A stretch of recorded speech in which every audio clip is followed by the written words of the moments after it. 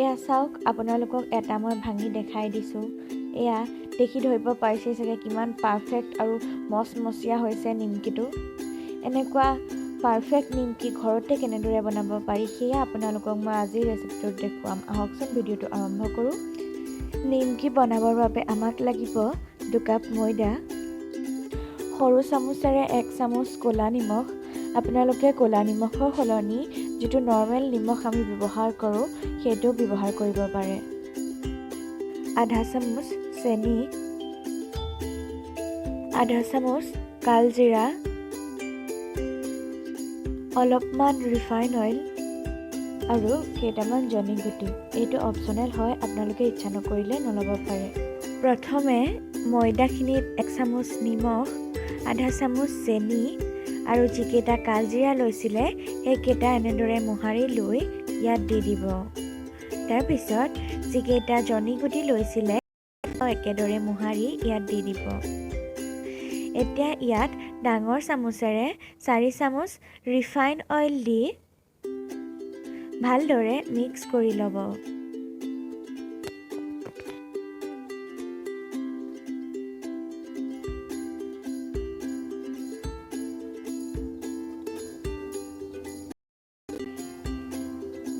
এইখিনি হাতেৰে এনেদৰে ল'লে যেতিয়া গোটা হৈ আহিব তেতিয়া গম পাব আপোনালোকৰ নিমকিটো ভাল হ'ব। যদি তেনে নহয় তেতিয়া আৰু অলপ ৰিফাইন অইল দি ভালকৈ সানি ল'ব। তাৰপিছত ইয়াত অলপ অলপকৈ কুহুমীয়া ভালকৈ মঠি ল'ব। পানীখিনি বেছি গৰম হ'ব। এইখিনি মঠা হৈ গৈছে। এতিয়া ইয়াৰ ওপৰত এখন তিতা কাপোৰ দি আধা ঘণ্টাৰ বাবে ঢাকি থৈ দিব। ঘণ্টাৰ পিছত ইয়াৰ পৰা কাপোৰখন গুচাই দিব। এইখিনি অলপ আঠা আঠা হৈ গৈছে। তেতিয়া এইখিনি অলপ আকৌ মঠি দিব, তেতিয়া ঠিক হৈ যাব। এতিয়া এইটো এনেদৰে কৰি লৈ ইয়াৰ 2টা ভাগ কৰি গোল কৰি ল'ব। তাৰপিছত ইয়াৰে এটা গোল বাতিটোৰ ভিতৰত থৈ পুনৰ কাপোৰখনেৰে ঢাকি থৈ দিব। তাৰপিছত অন্যটো গোল এনেদৰে লৈ অলপ ময়দা ছটিয়াই ৰুটি বেলাৰ নিচিনাকৈ বেলি ল'ব।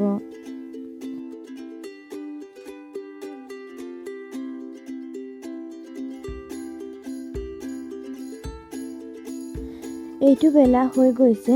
এতিয়া ৰোল কৰি ল'ম।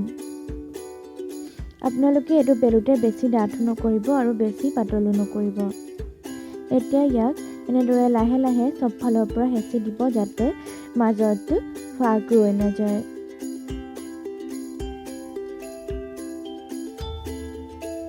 তাৰপিছত এখন ছুৰী লৈ এনেদৰে কাটি ল'ব। মই সৰু সৰুকৈ বনাম ভাবিছোঁ, সেইকাৰণে সৰু সৰুকৈ কাটিছোঁ। আপোনালোকে যদি ইচ্ছা কৰে ডাঙৰকৈ কাটি ল'ব পাৰে।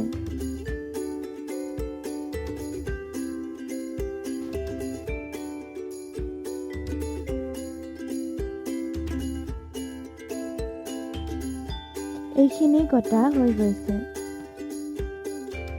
এতিয়া ইয়াৰ এটা লৈ হাতেৰে এনেদৰে হেঁচি দিব। তাৰপিছত এনেকৈ বেলি ল'ব। যদি আপোনালোকৰ দৰকাৰ হয় অলপমান ময়দাৰ গুড়ি ছটিয়াই ল'ব পাৰে। তাৰপিছত যিমান পাৰে সিমান পাতলকৈ বেলি ল'ব।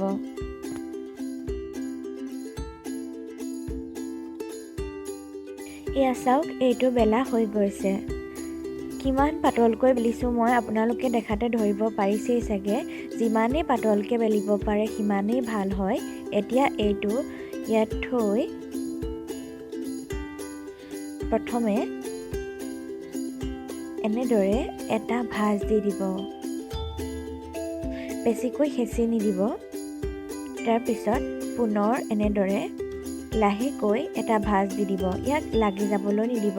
যদি কেনেবাকৈ লাগি যায় তেতিয়া লুচিৰ দৰে ফুলি আহিব। এয়া চাওক, এটা হৈ গৈছে। আপোনালোকক মই একেদৰে আৰু এটা কৰি দেখাই দিছোঁ।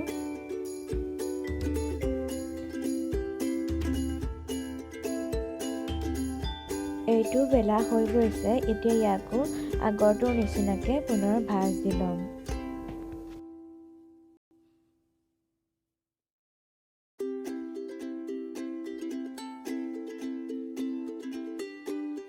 বাকীখিনিও একেদৰেই বনাই ল'লোঁ। এতিয়া এখন কেৰাহীত অলপমান তেল দি গৰম হোৱাৰ পাছত তাত এইকেইটা দি দিব আৰু গেছৰ ফ্লেম মিডিয়াম ল' কৰি ৰাখিব। তাৰ পাছত এইকেইটা এনেদৰে লুটিয়াই দিব। অলপ সময় এনেদৰে লৰাই থাকিব।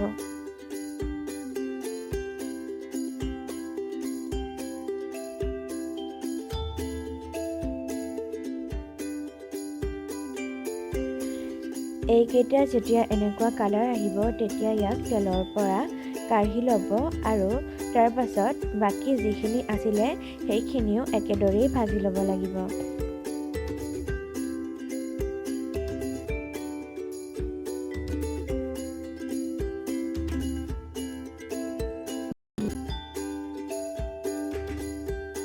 এয়া আমাৰ নিমকি বনোৱা হৈ গৈছে। চাওক আপোনালোকে কিমান পাৰফেক্ট হৈছে। ইয়াৰে এটা মই আপোনালোকক ভাঙি দেখাইছোঁ। আপোনালোকে দেখাতেই গম পাইছেই চাগে কিমান পাৰফেক্ট আৰু মচমচীয়া হৈছে। খাবলৈও একেবাৰে দোকানৰ দৰেই সোৱাদ হৈছে। এনেদৰে আপোনালোকেও চেষ্টা কৰি চাবচোন ঘৰত আৰু ভিডিঅ'টো চাই কেনেকুৱা পালে মোক কমেণ্ট কৰি জনাব। যদি ভিডিঅ'টো চাই ভাল তেতিয়াহ'লে লাইক আৰু শ্বেয়াৰ কৰিব আৰু আপুনি যদি প্ৰথমবাৰৰ বাবে মোৰ চেনেলটো চাইছে তেতিয়াহ'লে ছাবস্ক্ৰাইব কৰিবলৈ নাপাহৰিব।